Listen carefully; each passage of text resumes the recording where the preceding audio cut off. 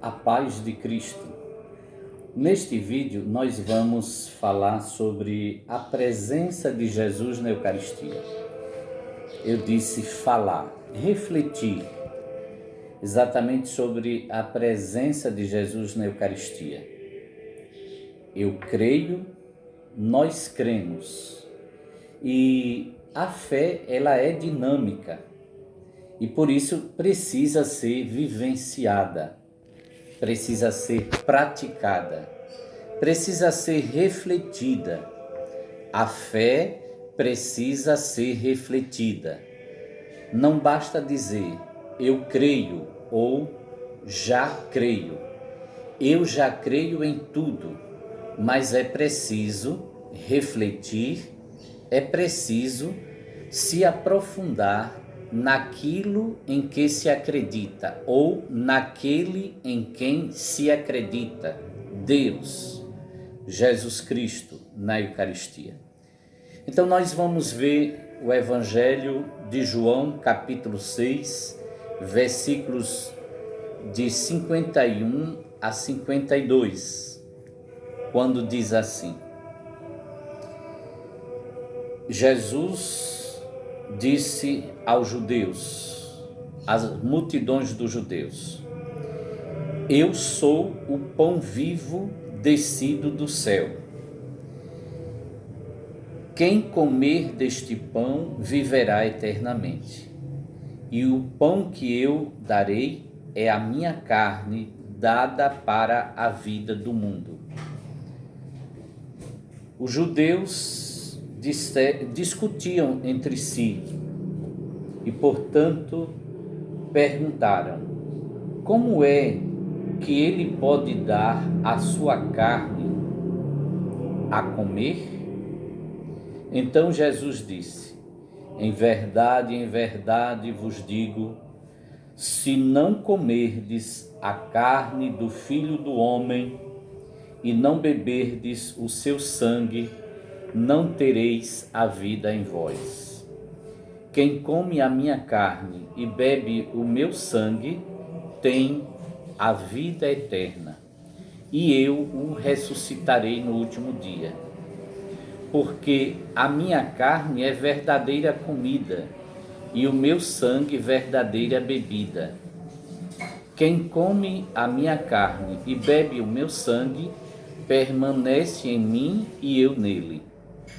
Como o Pai que vive em mim, ou como o Pai que vive me enviou, e eu vivo por causa do Pai, assim aquele que me recebe como alimento viverá por causa de mim.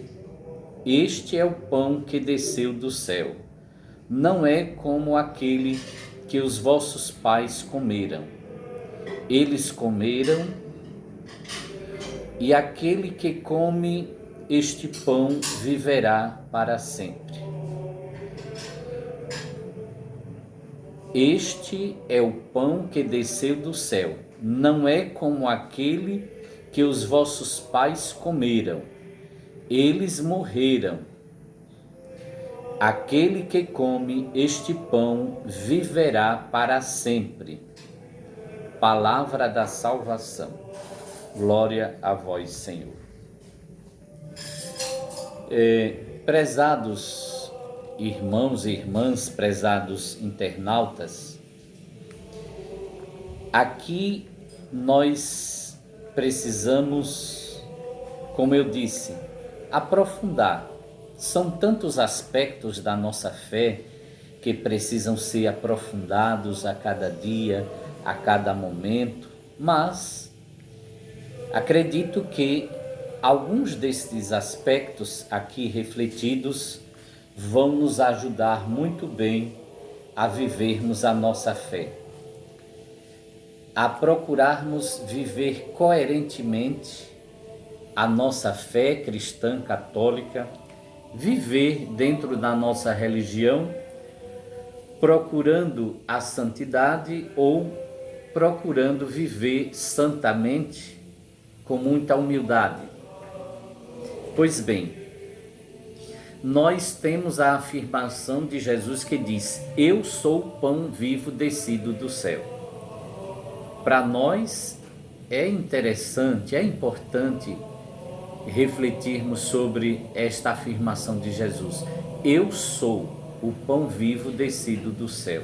Então, não foi a Igreja Católica quem inventou que este pão, após ser consagrado, é corpo e sangue de Cristo, ou este pão, após a consagração ou após a oração de consagração na missa, este pão se torna corpo de Cristo.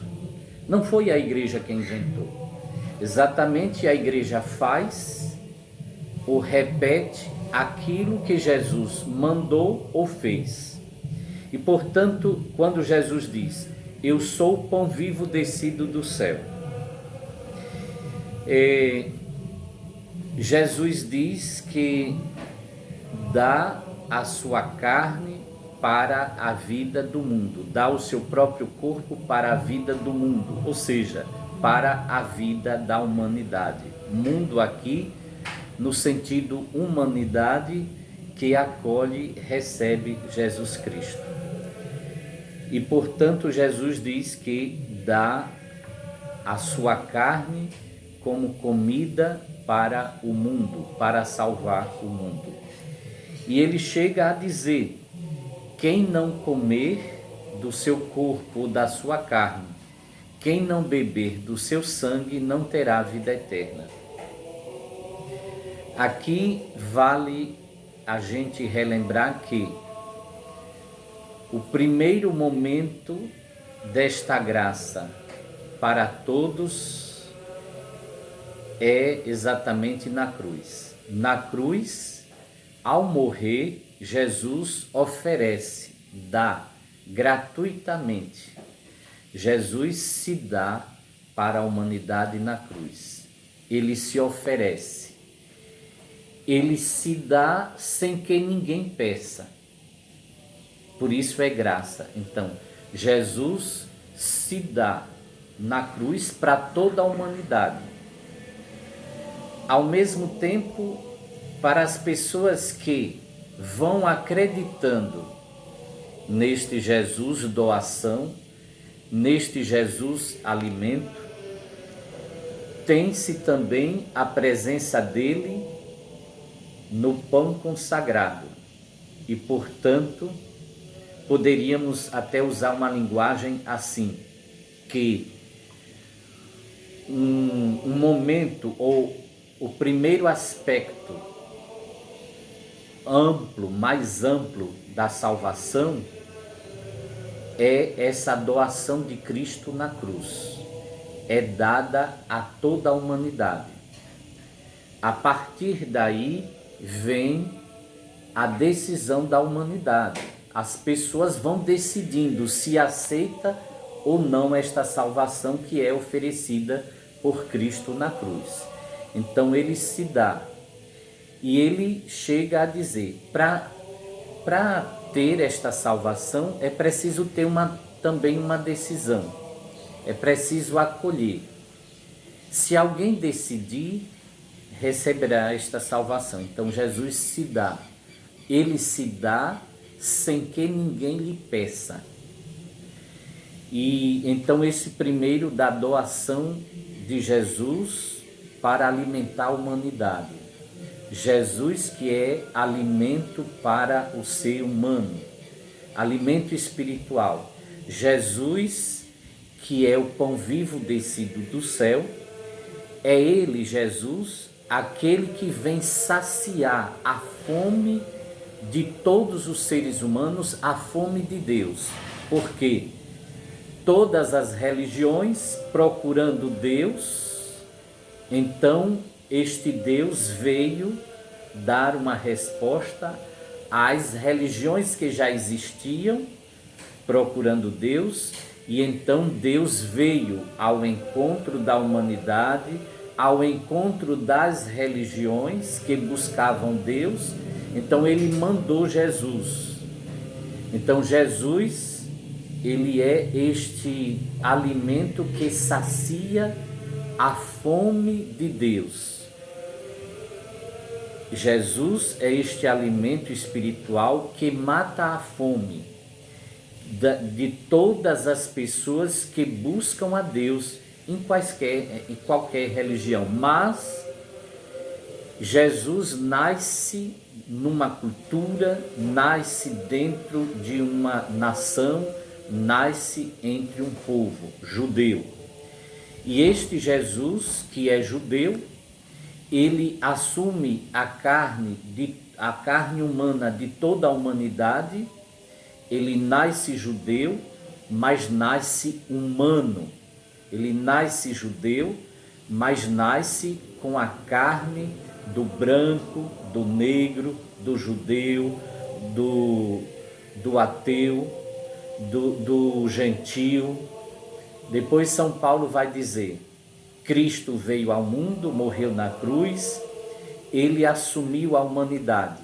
Não há mais separação entre judeus, entre gentios, entre judeus e pagãos, entre judeus, gregos ou entre brancos e negros. Não há mais essa divisão, não tem mais motivos para se viver divididos ou dividida a humanidade. Então, Jesus assume a carne humana, encarnando-se, mas ao mesmo tempo se doando na cruz para salvar a todos e todas, salvar a humanidade. Então Jesus diz aqui: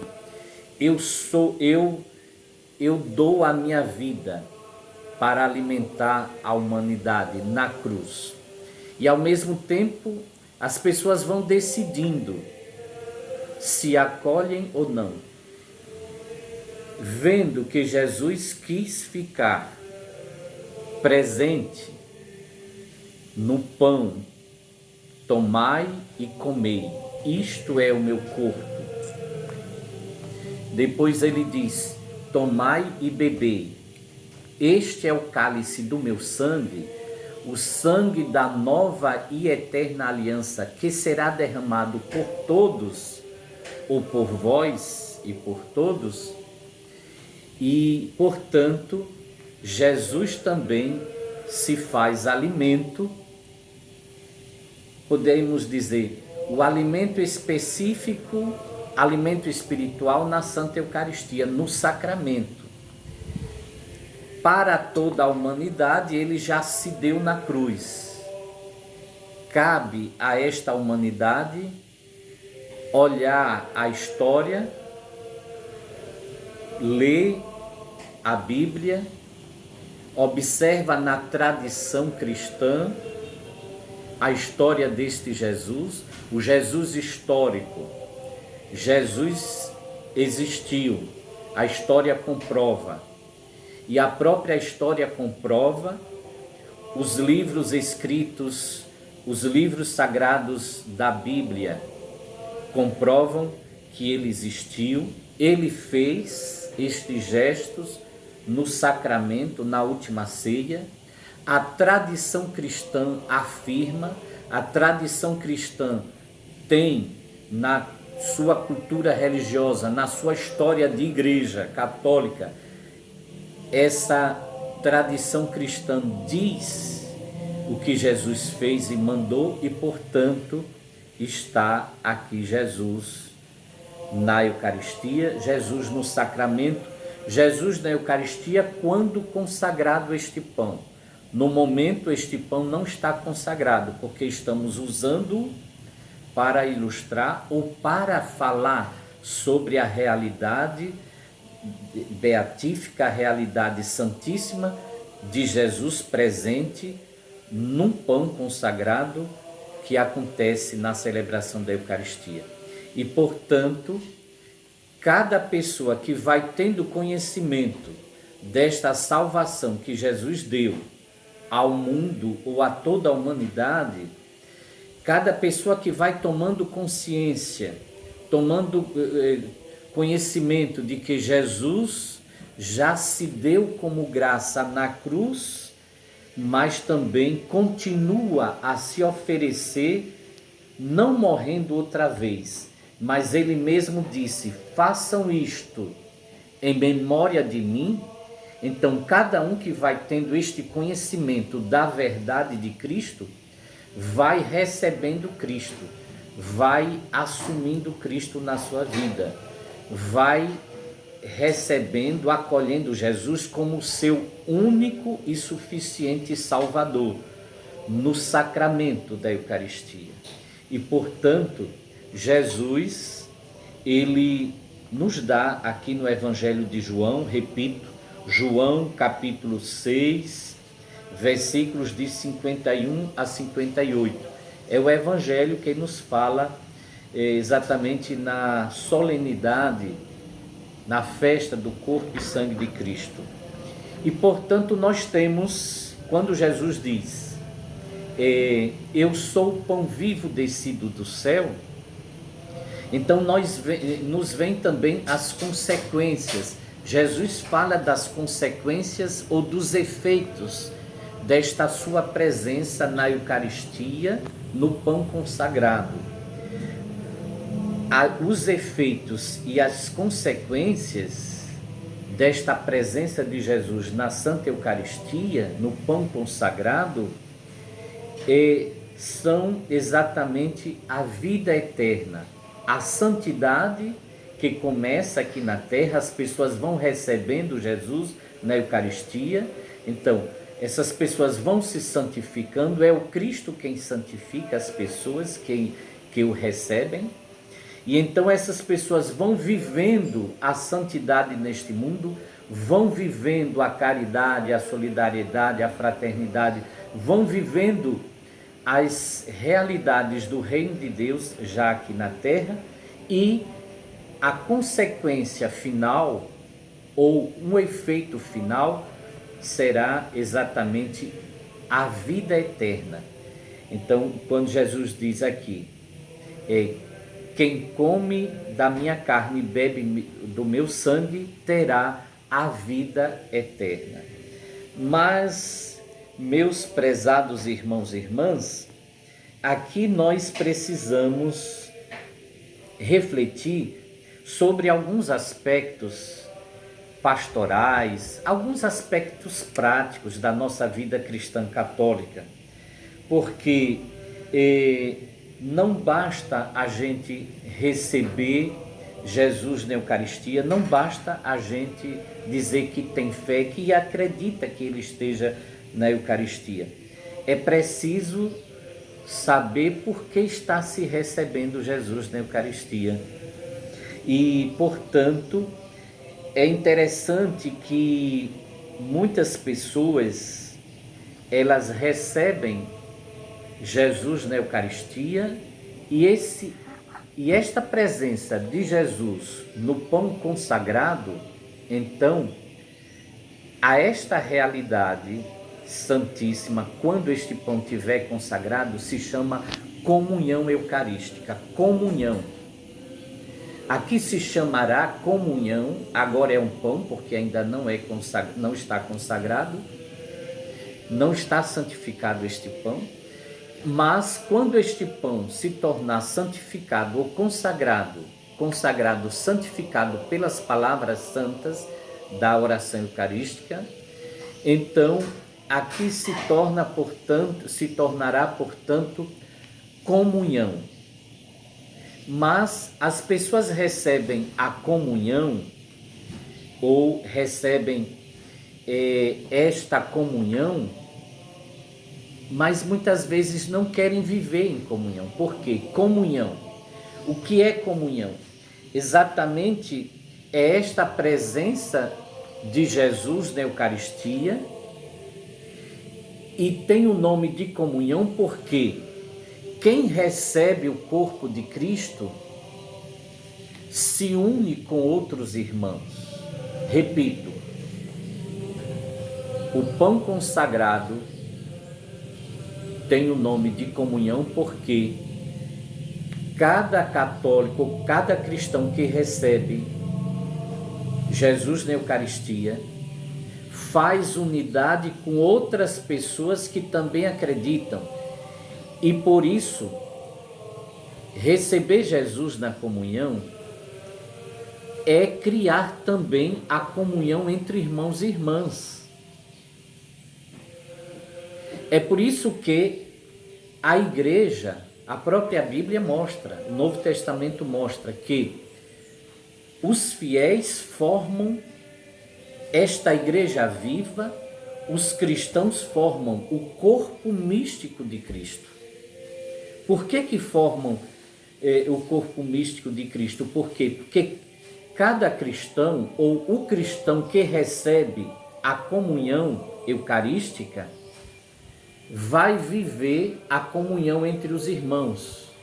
E aqui você já está se perguntando, isso é muito sério, porque nós já vamos entrando numa outra questão. Quem está mesmo preparado para receber a Eucaristia? Quem é digno? Quem é digna de receber a comunhão? Pois bem, a própria palavra de Deus, exatamente na leitura bíblica,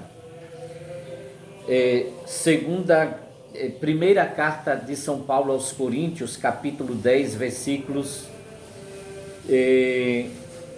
desculpem-me, esta é exatamente 1 Coríntios, capítulo 10, versículos de 16 a 17, diz assim: Irmãos, o cálice da bênção, o cálice que abençoamos não é comunhão com o sangue de Cristo? E o pão que partimos não é comunhão com o corpo de Cristo? Porque há um só pão, nós todos somos um só corpo, pois todos participamos desse único pão.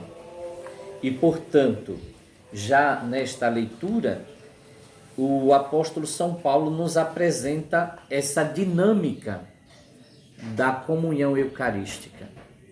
Receber Jesus na Eucaristia é também formar a Igreja de Cristo. É fazer comunhão como Igreja de Cristo. E, portanto, nós precisamos ter toda uma preparação também para recebermos esta Eucaristia. O próprio São Paulo vai dizer, quem come, diz assim, que aquele que come e bebe sem distinguir o corpo do Senhor, come e bebe a sua própria condenação. Repito, exatamente São Paulo falando que lá ainda na primeira carta dele, São Paulo, primeira carta aos Coríntios, capítulo 11, versículo 29, diz assim: aquele que come e bebe seu sangue sem distinguir o corpo do Senhor, come e bebe a sua própria condenação. Aqui nós precisamos entender ou refletir. Quem é que está preparado mesmo, preparada para receber Jesus na Eucaristia? Certamente, para muitos católicos, católicas, se ou estando na fila de comunhão para receber Jesus na Eucaristia, muitos católicos, vendo outra pessoa de outra religião na fila da comunhão, logo pecaria. Pecaria porque esse católico ou essa católica, olhando para a pessoa, sabendo de que esta pessoa é de outra religião, então logo o católico começa a condenar.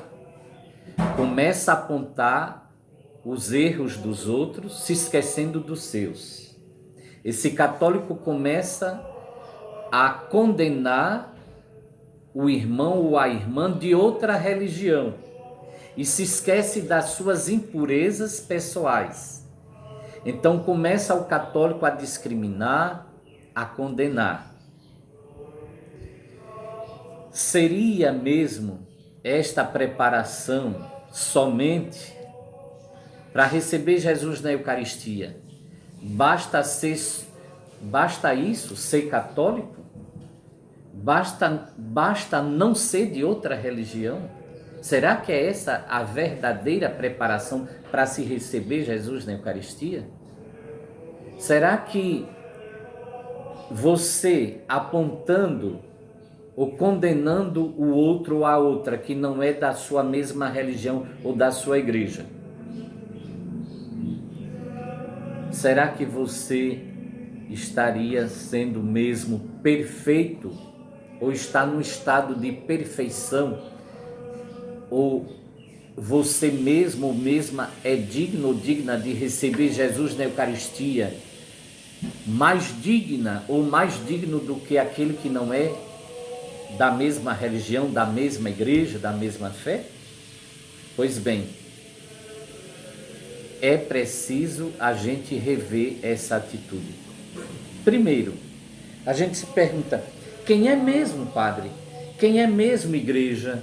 Quem é que está preparado? Quem é digno de receber Jesus na Eucaristia? A igreja, o catecismo da igreja nos diz: ninguém é digno. Agora, na indignidade ou na imperfeição, tem que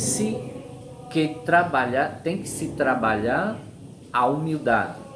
Nós temos os gestos: pedir perdão a Deus no início da Santa Missa ou no início da celebração da palavra. Fazemos o ato penitencial nos reconhecendo pecadores.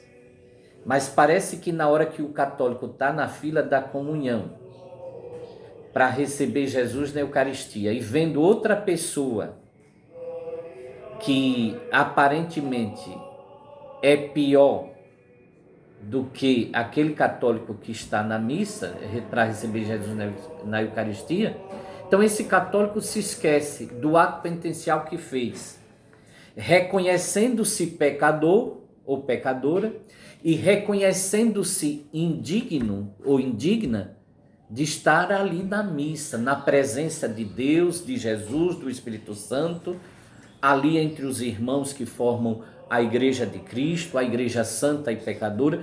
Mas então o católico se esquece naquela hora de que fez o ato penitencial, rezou o ato penitencial pedindo perdão, batendo no peito: Senhor, eu não sou digno de estar aqui na tua presença.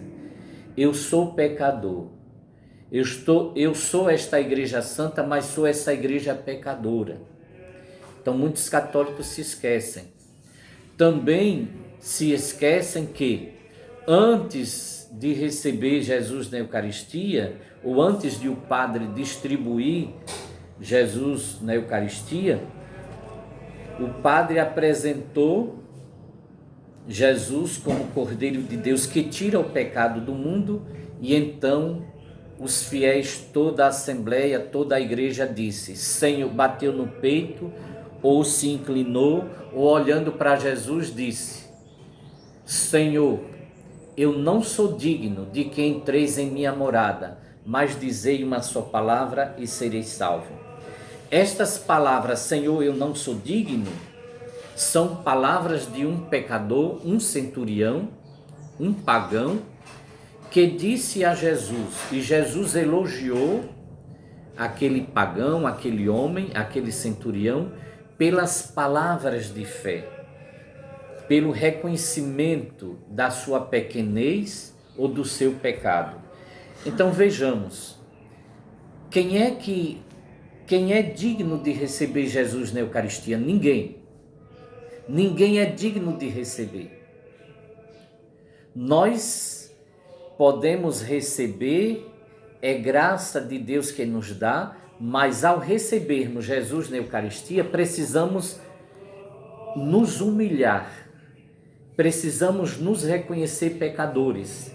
É claro que, ao nos reconhecermos pecadores ou indignos, podemos ajudar outras pessoas indignas a saírem do pecado. Agora, a nossa atitude de cristãos precisa ser diferente. Nós não podemos agir com ímpeto ou agir agressivamente condenando as pessoas. Precisamos ter a maneira de educar as pessoas. Quantas vezes pessoas que são boas aparentemente, bons cristãos, quem sabe até um padre ou uma freira ou qualquer leigo ou leiga santo e santa, que na hora da comunhão, vendo alguém ou que julga mais indigno ou indigna de si mesmo ou si mesma, vai lá e faz escândalo, retira da fila da comunhão. Então, aqui vale exatamente esta orientação pastoral. Evitar os escândalos. Que você não comente. Você vê alguém estranho na fila da comunhão, é de outra religião, dê glórias a Deus. Mesmo julgue ser um bem, dê glórias a Deus, diga: glórias a ti, Senhor, porque tal pessoa de outra religião, eu sei que é de outra religião, nunca vi na igreja, eu sei que ele ou ela pratica esta ou aquela religião lá.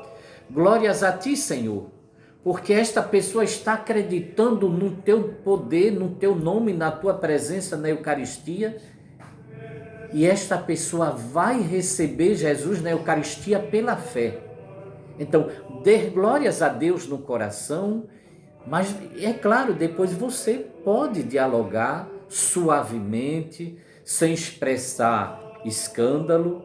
Você vai dialogar com aquela pessoa, quem sabe você acolher aquela pessoa na igreja e catequizá-la para que ela permaneça na igreja, na fé, na comunhão com Cristo e com a igreja. Mas, infelizmente, muitos católicos e até católicos que aparentemente são bons, católicos de igreja, católicos de grupos, de pastorais, quem sabe ministros, ministras da comunhão, eu já disse também, quem sabe padres, freiras, mas muitas vezes geram escândalos na hora de condenar publicamente. Então, é preciso ter cuidado. Pois bem, é Jesus na Eucaristia. É este Jesus presente no sacramento da Eucaristia que nós precisamos amá-lo. É Ele que está presente. E esta presença nos alegra, e se esta presença nos alegra, nós precisamos expressar essa alegria, precisamos expressar nossa fé, nossa esperança com gestos concretos. E, portanto, vai aqui também uma outra questão, exatamente o cuidado para com Jesus na Eucaristia, a presença dele. Por exemplo, a presença real e atuante de Jesus na Eucaristia. Ele está, e vejamos, somente nós cristãos católicos e também os cristãos católicos ortodoxos, que depois a gente verá essa diferença entre católicos apostólicos romanos e católicos ortodoxos, mas somente nós cristãos católicos e os católicos ortodoxos, somente nós acreditamos que Jesus está na Eucaristia, no pão consagrado. Nenhuma outra religião, nenhuma outra igreja acredita que Jesus esteja na Santa Comunhão após o pão consagrado. Portanto, nenhuma outra igreja cristã, além da Igreja Católica, nenhuma igreja cristã, além da católica, acredita que Jesus, depois das palavras da consagração, esteja aqui na Santa Eucaristia. em corpo, sangue, alma e divindade. Nenhuma outra igreja, a não ser a cristã católica e também ligada à cristã católica ortodoxa, que é do mesmo ramo do cristianismo. E aqui vale a gente lembrar a importância do cristianismo. O cristianismo dá origem, o cristianismo enquanto igreja católica apostólica romana, que se conserva até hoje, ligada a Cristo, ligada aos apóstolos, ligada à tradição dos apóstolos. Somente a igreja católica apostólica romana é ela que continua desde o início do Santo Evangelho, Jesus anunciando a Boa Nova, instituindo os apóstolos como seus mensageiros, ide pelo mundo inteiro. Então, desde o início de Jesus e os apóstolos aqui na terra, é que a Igreja Católica continua transmitindo para nós estas verdades de fé. E, portanto, é bom a gente ter esse cuidado para com a Eucaristia. Aí a gente vai se perguntando, quais são as atitudes práticas que os católicos têm para com Jesus na Eucaristia? Qual é o cuidado para com a Eucaristia, para os cuidados para com Jesus Cristo na Santa Eucaristia, na adoração, no dia de adoração ao Santíssimo Sacramento, na igreja ou em nossas capelas? Quantos católicos se preocupam para adorar o Senhor na Santa Eucaristia? Quantos católicos participam da adoração eucarística? Quantos católicos participam da Santa Missa quando podem participar? Quando pode existir aglomeração de fiéis na participação da Santa Missa? Quantos católicos participam da missa? E a igreja diz que é necessário participar da missa e, portanto, é pecado para o católico deixar de participar da missa por preguiça, por má vontade, por dificuldades que se tenha transponíveis. Quer dizer, tem-se dificuldades, mas muitas vezes as pessoas usam dessas dificuldades, botando desculpas, eu não posso ir à missa. Isso, a presença de Jesus na Eucaristia, nos leva a nos questionar essas nossas atitudes de preguiça religiosa, de má vontade religiosa. Então, quantos se dispõem para irem à igreja quando podem participar da Santa Missa, quando podem participar da adoração ao Santíssimo? Muitas vezes nem ministros e ministras, quando eu digo aqui nem ministros e nem ministras, muitas vezes, eu não estou fazendo referência a somente ministros e ministras ou a ministros e ministras de uma só paróquia, não. Existem tantas paróquias espalhadas pelo mundo inteiro e existem tantos ministros e ministras, pessoas leigos e leigas que têm preguiça de ir para a adoração ao Santíssimo Sacramento. Outras coisas, quantas vezes você teve o cuidado de chegar na sua igreja, ou na igreja onde tem o sacrário, a presença de Jesus na Eucaristia? Quantas vezes você foi visitar, dobrar o joelho e adorar o Senhor na Santa Eucaristia lá? Ele que está dia e noite no sacrário, como diz o canto, Jesus Cristo está realmente presente dia e noite na Santa Eucaristia. Quantas vezes você teve o cuidado para com a casa de Deus, a casa de oração, a igreja pedra? Porque na igreja pedra, ou dentro dela, acontece este milagre da Eucaristia. Jesus está presente na Eucaristia. Quantas vezes você teve o cuidado para com a igreja pedra, a casa de Deus? Que amor você tem, que cuidado você tem para com a casa do Senhor. A casa santa, onde o Deus Santo está habitando dia e noite na Santa Eucaristia. Então tudo isso, católica, tudo isso é importante para a gente poder rever esta presença de Jesus na Eucaristia. Temos esses cuidados para com a Eucaristia na missa, os panos, as toalhas do altar, os panos da celebração, que são esses panos aqui que você está vendo, o cuidado para com a água, o vinho, as flores no altar, ou melhor, não é obrigado ser a flor no altar, em cima do altar, isso é outra orientação da igreja, mas as flores para o Santíssimo Sacramento, ministros e ministras que têm até preguiça de levar flores para a igreja, para o Santíssimo Sacramento, ministros e ministras que têm preguiça de mudar a água de 2 em 2 dias pelo menos.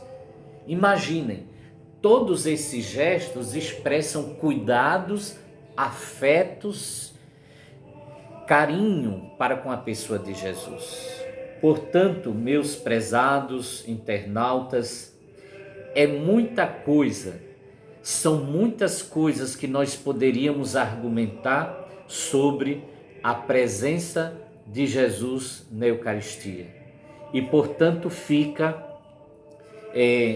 bem forte dentro de nós essa realidade. Ninguém é digno de receber Jesus na Eucaristia, mas quando alguém se prepara para receber Jesus na Eucaristia, reconhecendo-se pecador, arrependendo-se dos pecados, fazendo o propósito de não pecar, recebendo o sacramento da confissão e a preparação para receber Jesus na Eucaristia é a confissão, é o arrependimento dos pecados, é a confissão, mas também é cada católico saber quem é que está recebendo. É a mudança do católico depois que recebe Jesus na Eucaristia. Então, se o católico recebe Jesus na Eucaristia, ali na missa, na igreja, ou na celebração da palavra, ou na celebração da Santa Missa, que este católico se deixe transformar por Jesus. Seja um católico bom. Se é uma pessoa boa, que seja melhor a cada dia que recebe Jesus na Eucaristia. Vá ser sal da terra e luz no mundo lá fora. Vá praticar a caridade lá fora. Mas quantas vezes vemos cristãos que parecem feras? Cristãos católicos que recebem Jesus na Eucaristia, participam da Santa Missa, participam da vida de igreja, mas parecem leões ferozes, lobos vorazes, dispostos a devorar a qualquer vítima. Às vezes, nós vemos essa realidade. Então, para todos nós que cremos em Jesus, não só para nós os padres que presidimos a Santa Missa, que comungamos, que pregamos, que vivenciamos as verdades da fé, não só para nós padres, mas toda a igreja, porque todos nós, padres e fiéis, somos nós todos, padres e fiéis, que celebramos a Santa Eucaristia. Comemos do mesmo pão e bebemos do mesmo cálice. E, portanto, nós precisamos nos preparar. E se preparar para receber Jesus na Eucaristia é fazer a cada dia o exame de consciência, para que a gente não coma e beba a própria condenação. O que significa comer e beber a própria condenação? Exatamente, é você se achar o melhor do que os outros, é você se achar mais santo do que os outros, é você achar que pelo fato de ir à igreja ou de pelo fato de você se confessar sempre. Quantas pessoas que se confessam e não se arrependem? Quantas pessoas que tentam enganar a Deus na confissão? Tantas pessoas que se confessam da boca para fora. Mentem para os padres, para os confessores. Quantas pessoas que mentem para os confessores? Então, se preparar para a Santa Eucaristia não é só a confissão. É você fazer uma boa confissão, mas também depois da confissão, você ser um bom cristão lá, ao receber Jesus na Eucaristia, depois da missa, você ser uma boa pessoa.